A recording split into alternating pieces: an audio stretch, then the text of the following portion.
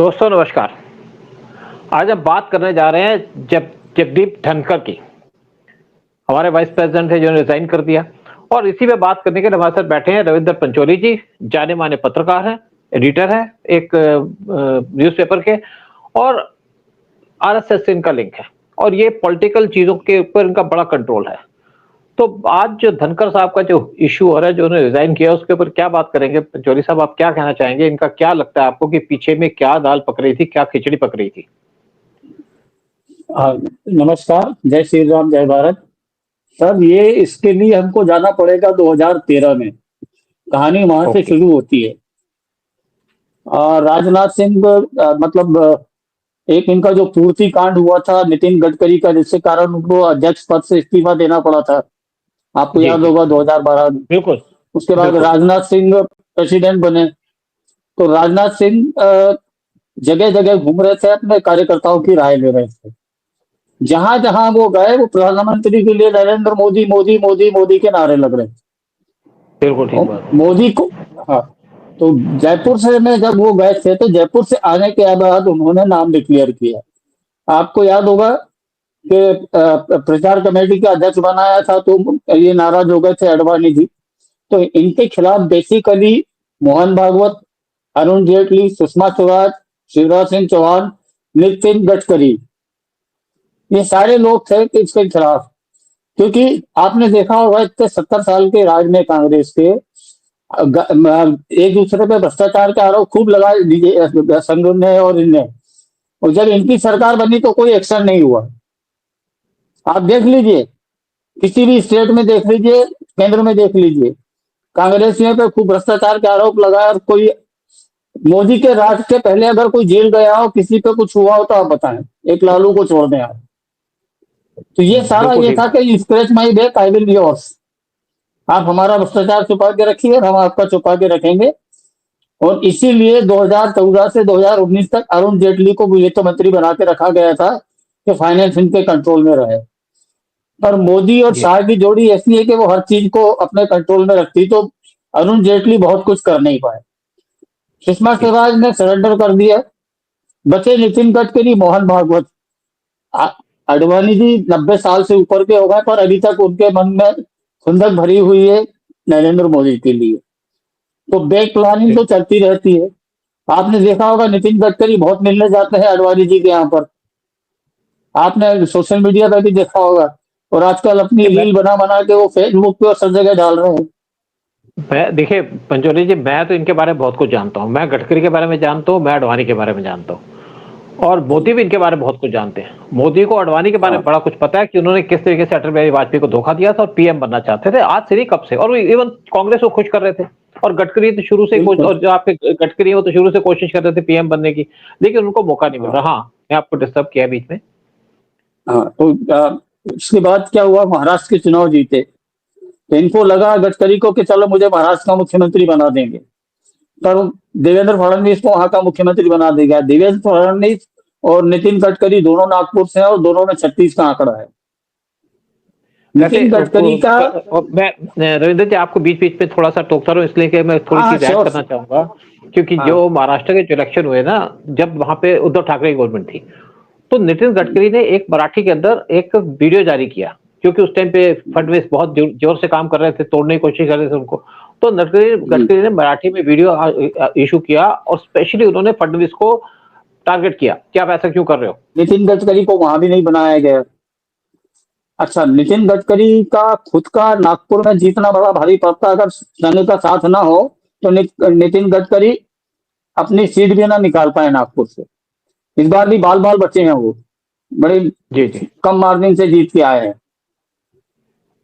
और नितिन गडकरी का एम्बिशन ये है कि मैं बहुत अच्छा मतलब एडमिनिस्ट्रेटर हूँ। नो डाउट बहुत अच्छे एडमिनिस्ट्रेटर है, पर मास लीडर नहीं है। नरेंद्र मोदी की जो मास अपील है, वो किसी की नहीं है। जी मोदी 2014 से 70% से ज्यादा अपनी रेटिंग बनाए हुए हैं all over the world popular leader में। जी।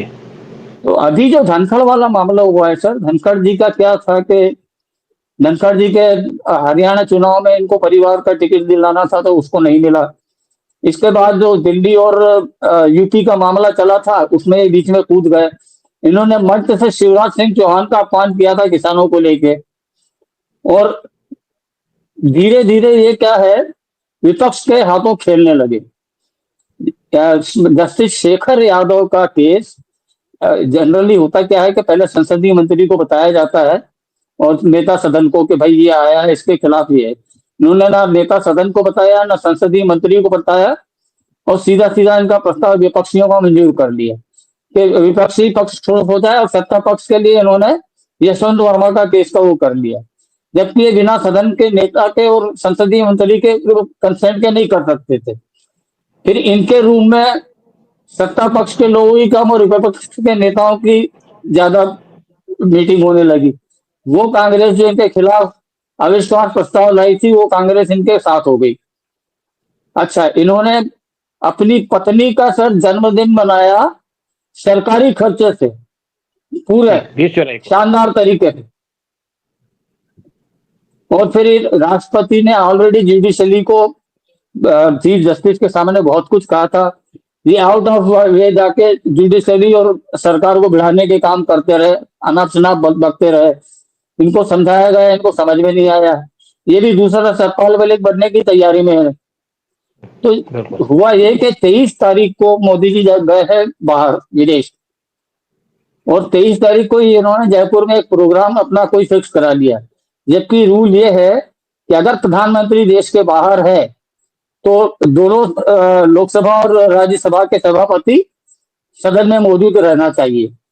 ये अब उसका भी उल्लंघन करके वहां जयपुर में इन्होंने एक प्रोग्राम में अटेंडेंस अपनी लगाने के लिए थी। तो उसी रात को तत्काल इनको बुला के कहा गया कि मिस्टर यू शुड रिजाइन। वहां पर भी इन्होंने अपनी हेकड़ी दिखाई, राष्ट्रपति से कोई अपॉइंटमेंट नहीं लिया, सीधे राष्ट्रपति भवन चले गए। राष्ट्रपति के जो एडीसी थे वो चमक गए कि भाई ये क्या हुआ, एकदम डायरेक्ट कैसे आ गए।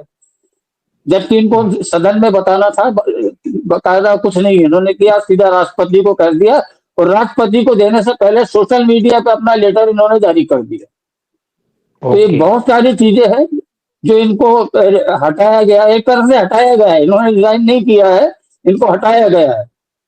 इनको साफ कहा गया है कि भाई साहब आप रिजाइन करिए, we don't want you any more. जी ये देखिए, आपने जो बातें कही ना बिल्कुल ठीक है। जैसे 20 जुलाई को अपना रेजिग्नेशन, मतलब वाइफ का जब बर्थडे से मनाना था, और इनको पता था किस तरीके को रिजाइन कर रहे हैं। उसके बावजूद भी सारा जो टीवी का स्टाफ था बुलाया, सारे जो राज्यसभा के जो आपके वर्कर्स उनको बुला करके पार्टी दी। देखिए, आप कॉन्स्टिट्यूशनल सीट पे बैठे हैं। आपने जैसे कहा कि पीएम मोदी जा रहे थे फॉरेन के अंदर, तो उसी टाइम पे इन्होंने राजस्थान जाने की बात की, जबकि पार्लियामेंट का सेशन चल रहा है। उस टाइम जाना बनता ही नहीं था इनका। आप पार्लियामेंट के सेशन के बाद में प्रोग्राम रखिए। देखिए, बेसिकली ये इनका जो था ना, जिस तरीके से इन्होंने हैंडल किए केसेस, जैसे राज्यसभा में स्पीच हो रही थी, राज्यसभा में जो कांग्रेस के चीफ है वहां पे खड़गे साहब, वो बोल रहे थे किसी इशू पे बात करनी थी, और उन्होंने वहां पे ऑपरेशन सिंदूर और बाकी चीजें बोलना शुरू कर दिया, और इन्होंने उनको रोका नहीं। देखिए, आप कॉन्स्टिट्यूशनल सीट पे बैठे, अपना सीट का मान रखिए।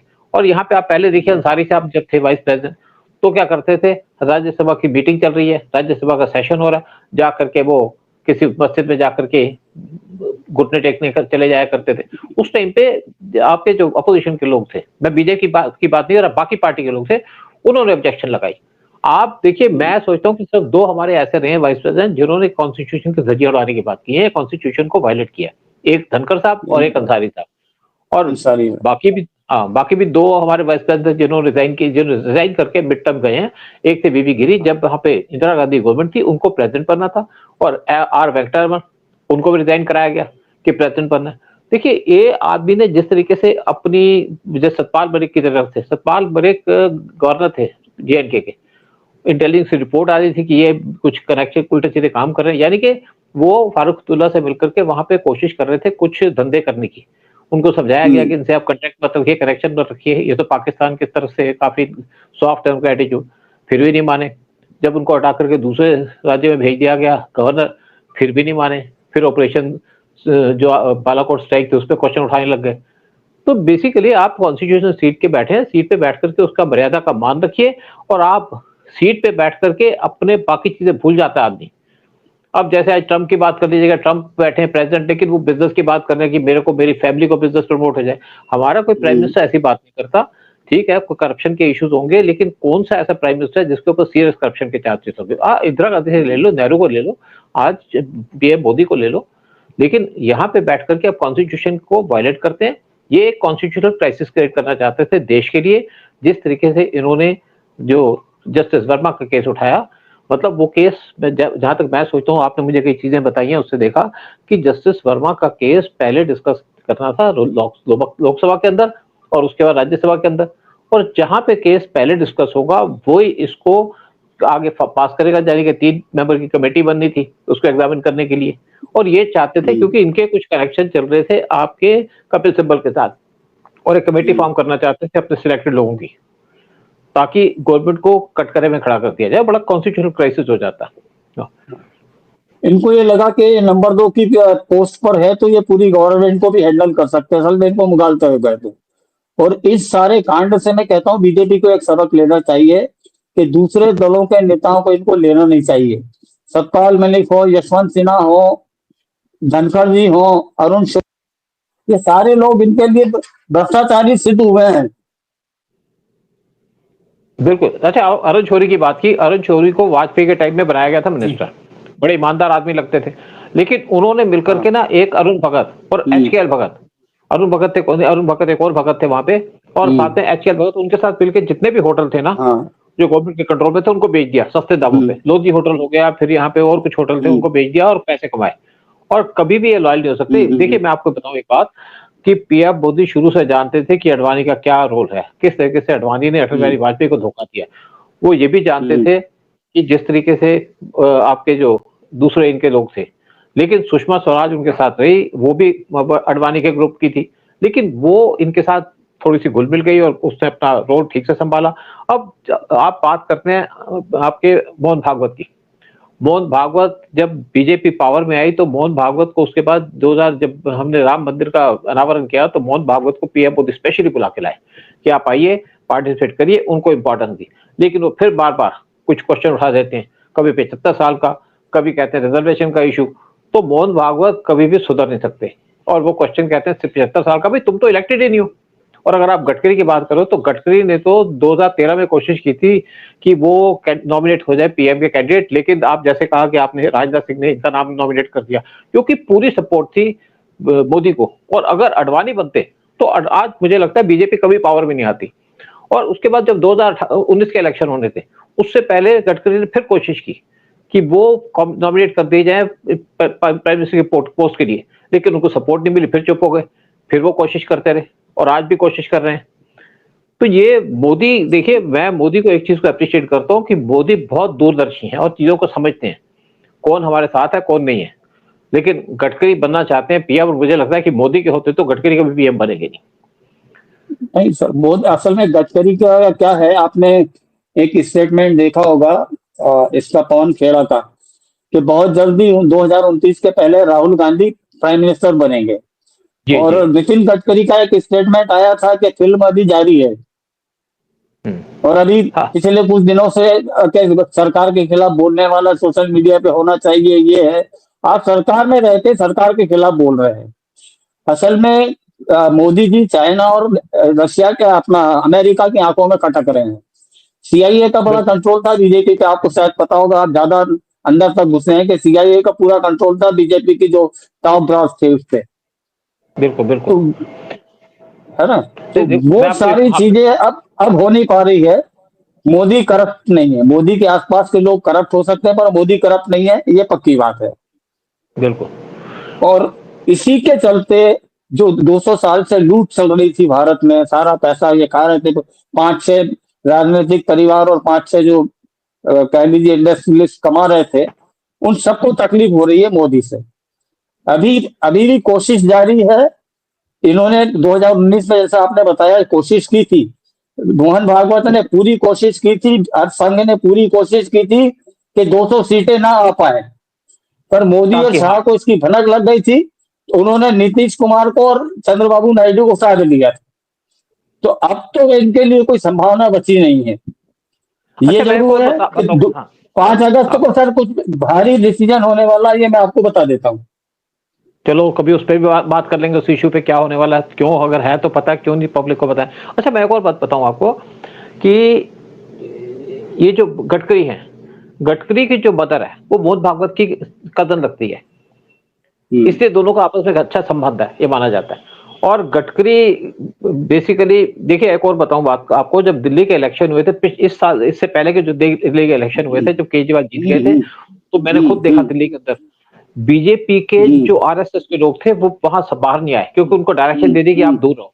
और यहाँ पे शाह ने बहुत कोशिश की, बड़ा इलेक्शन में कैंपेन किया, लेकिन यहाँ पे बूथ पे जो लोग आए वो लाए गए बिहार से, और बीजेपी हार गई, क्योंकि ये कहा जाता है कि उसने मोहन भागवत से आरएसएस को दूर रखा। और ये भी कहा, कुछ लोग कहते हैं कि मोहन भागवत को केजरीवाल की तरफ से कुछ पैसे मिले थे, करोड़ रुपए मिलते हैं, कोई ये तो है नहीं कि 5-7 करोड़ मिलेंगे, ज्यादा मिले। फिर एक और बात बताऊं आपको कि जब पिछले इलेक्शन हुए थे वेस्ट बंगाल के अंदर, तो वेस्ट बंगाल में बीजेपी जीत रही थी, लेकिन कुछ ऐसी चीजें हुई लास्ट मोमेंट पे कि जैसे कुछ नक्सलाइट ने अटैक किया, ट्रेन डीरेल हो गई, फिर यहाँ पे कोविड आ गया, तो बीजेपी का कैंपेन कमजोर पड़ गया। साथ में एक और प्रॉब्लम हुई कि आरएसएस ने विड्रॉ कर दी अपनी जो कैंपेनिंग थी, और उस टाइम पे इलेक्शन होने के बाद जो ममता बनर्जी वो दिल्ली आई और मिली आकर के गडकरी को, इसको से आंखें खड़ी हो गई, कान खड़े हो गए सबके।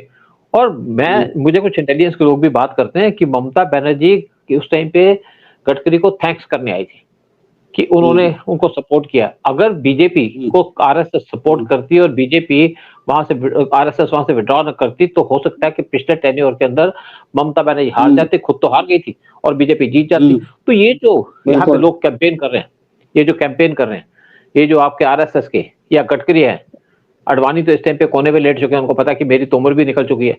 मैं आपको और बता दूं बात, जब वाजपेयी पीएम थे तो उस टाइम पे यहाँ पे जो एक एएस दुल्लत को रॉ में स्पेशली लाया गया था, दुल्लत को आईबी से लाया गया रॉ के अंदर, और उनको रॉ का चीफ बना दिया। सारी चीजें हुई। आप कारगिल का इशू लगा लो, कारगिल की पूरी इंफॉर्मेशन थी रॉ के पास, लेकिन उस इंफॉर्मेशन को वाजपेयी को दिया नहीं गया। IC-814 की हाईजैकिंग हुई, उस टाइम पे रॉ के चीफ थे दुल्लत, वो मेरे पास आदमी है वो जिसने इंफॉर्मेशन दी थी, क्योंकि नेपाल से हाईजैक हुआ था, मैं नेपाल में था भी, तो उसकी इंफॉर्मेशन पास नहीं की गई। और किसके पास थी सारी इंफॉर्मेशन, किसके पास जाएगी? अगर रॉ का चीफ इंफॉर्मेशन देगा, या तो भेजेगा पीएम के एनएसए को, एनएसए थे आपका ब्रिजेश मिश्रा, या रॉ का चीफ भेजेगा, दुल्लत साहब चीफ थे, और या अडवाणी को भेजेगा। तो भेजी जरूर, लेकिन इंफॉर्मेशन को यूज नहीं किया गया। देश का नुकसान हो जाए जितना मर्जी, लेकिन वो हटाना चाहते थे वाजपेयी को। इसी तरीके से 2001 का पार्लियामेंट अटैक हुआ, उसकी भी इंफॉर्मेशन थी, और उस आदमी का नाम मेरे पास है जिसने इंफॉर्मेशन पास की थी, पूरी इंफॉर्मेशन दी थी कैसे टेररिस्ट आएंगे, लेकिन वो इंफॉर्मेशन को यूज नहीं किया गया डेलिबरेटली कि देश के जितने एमपी मरे, लेकिन वाजपेयी पावर से हट जाए। लेकिन फिर भी वाजपेयी हटे नहीं, और दोबारा जब वाजपेयी ने इलेक्शन लड़ा तो नेचुरली बात है वो जीत नहीं पाए, क्योंकि यहाँ पे बहुत दुश्मन बैठे थे। जी, संघ का असल में ये रहा है कि हमारे दरवाजे पे आके जो भी हेड है, प्राइम मिनिस्टर है बीजेपी का, वो बिल्कुल साक्षात दंडवत होना चाहिए ना। वाजपेयी जी का व्यक्तित्व इतना बड़ा था कि संघ के लोगों का व्यक्तित्व उनके सामने बोना था। मोदी आज की डेट में विश्व के इतने पावरफुल नेता है कि उनको किसी की जरूरत नहीं है, लोग उनके आगे झुकते हैं। ये सारी चीजें हैं जिसके कारण मोहन भागवत बिलबिलाए हुए कि हमारी कोई सुनता नहीं है। मोहन भागवत की पूरी कोशिश रही है अभी कि कोई ऐसा अध्यक्ष बने जो इन पे लगाम लगा सके, पर मोदी और शाह ने इनकी चलने नहीं दी है। आपने देखा होगा कि संघ के साथ इनकी मीटिंग हुई थी मोहन भागवत के साथ, और अभी कई मीटिंग चल रही है मोदी और शाह के बीच में, कुछ बहुत क्रूशियल डिसीजन होने वाले हैं। 5 अगस्त को तो मेरे पास इंफॉर्मेशन है कि कोई बहुत ज्यादा बड़ा डिसीजन होने वाला है। अब वो क्या होगा हाँ, बताएगा। नहीं देखिए, एक ना वसुंधरा राजे सिंधिया राजस्थान की सीएम थी, जब last to last time election हुआ था, तो मोदी और शाह ने उसको ज्यादा उनके कैंडिडेट को खड़ा नहीं किया, उससे बीजेपी को नुकसान भी हुआ, क्योंकि वो कहती थी मैं मोदी से सीनियर हूं। आप सीनियरिटी को लेके बैठे हैं, मोदी से तो बहुत से लोग सीनियर होंगे, लेकिन एक पीएम को किसी ने पब्लिक ने सिलेक्ट किया तो वो सबसे सीनियर है। अब भी जब इलेक्शन होना था राजस्थान के अंदर, तो पहले तो वसुंधरा राजे को साइड पे लगा दिया गया, लेकिन इन्होंने एंड में उनको सामने लेके आए। सामने लेने के आने के बाद उसको उनको उम्मीद थी कि उनको सीएम बना दिया जाएगा, लेकिन इन्होंने उनको सीएम नहीं बनाया, क्योंकि उनकी लॉयल्टी किसी और के साथ थी। और दूसरी बात है कि वसुंधरा राजे रात को 8 बजे के बाद किसी का फोन नहीं उठाया करती, डाउन हो जाती हैं। हाँ तो वो और तो मोदी पसंद उसको 7 करते बजे हैं कि बल्कि 8 भी नहीं 7 बजे के बाद डाउन हो जाती हैं वो। हाँ, और मोदी और शाह की आदत ऐसी है कि वो रात को 2 बजे उठा लो, 3 बजे उठा लो काम करते हैं, ऐसे ही काम करते हैं योगी। तो मोदी तो अपने टाइप के लोगों को लेके आएँगे और वो चाहेंगे जो देश की सेवा करे उसको लेके आएँ, अपनी सेवा की बात नहीं है। लेकिन या बिल्कुल आज जो मुझे लगता है कि जो धनखड़ की आप बात थी, बेसिकली ऐसा लगता है कि जो ये सारी प्लान है इसके अंदर कुछ बीजेपी के लोग मिले हुए थे। मैं साथ पे बात करना चाहता हूँ, गडकरी हो, चाहे मोहन भागवत हो, इनके ऊपर आप भरोसा नहीं कर सकते। ये देश की सोचते बिल्कुल नहीं है, ये अपनी सोचते हैं। ये अपनी सोच में है। सही है चलिए आपका बहुत-बहुत कहना। शुक्रिया, मुझे लगता है कि यहीं पे खत्म करें प्रोग्राम, तो हम बहुत लंबा कर सकते हैं इस ओके चीज़ के ऊपर। ठीक है जय हिंद, जय भारत। ठीक जय ओके सर मेरा दूसरा प्रोग्राम है किसी के साथ। तो